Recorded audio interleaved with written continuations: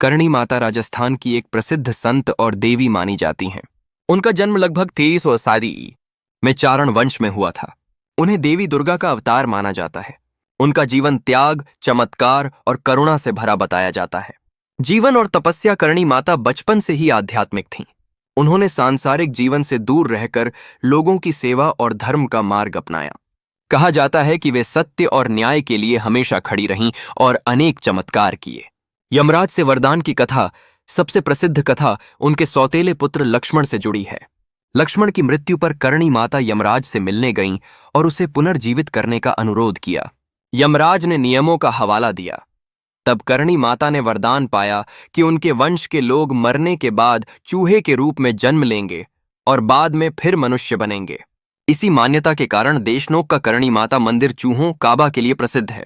वहां चूहों को पवित्र माना जाता है और सफेद चूहा दिखना शुभ माना जाता है।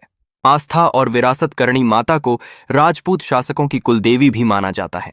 आज भी देशनोक मंदिर में लाखों श्रद्धालु दर्शन करने आते हैं और वहां के अनोखे रीति रिवाजों का सम्मान करते हैं। माता राजस्थान की एक प्रसिद्ध संत और मंदिर से जुड़ी रोचक मान्यताएं, उनका जन्म लगभग इतिहास बनाम लोक कथाएं में चारण वंश में यात्रा जानकारी उन्हें देवी दुर्गा का अवतार माना जाता है। उनका जीवन त्याग, चमत्कार और करुणा से भरा बताया जाता है।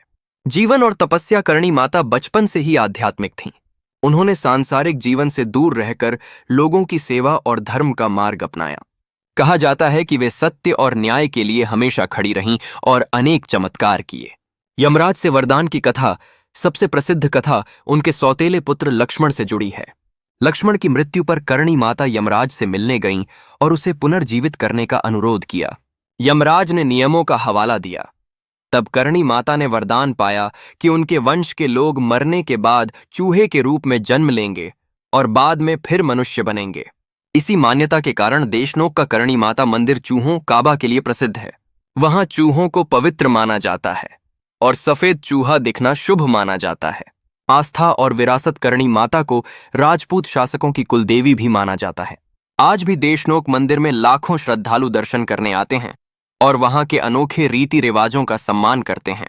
अगर चाहो, मैं मंदिर से जुड़ी रोचक मान्यताएं, इतिहास बनाम लोक कथाएं या यात्रा जानकारी भी बता सकता। की एक प्रसिद्ध संत और देवी मानी जाती है। उनका जन्म लगभग 2300 ईस्वी में चारण वंश में हुआ था।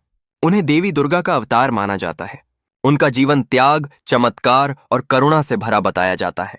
जीवन और तपस्या। करणी माता बचपन से ही आध्यात्मिक थीं। उन्होंने सांसारिक जीवन से दूर रहकर लोगों की सेवा और धर्म का मार्ग अपनाया। कहा जाता है कि वे सत्य और न्याय के लिए हमेशा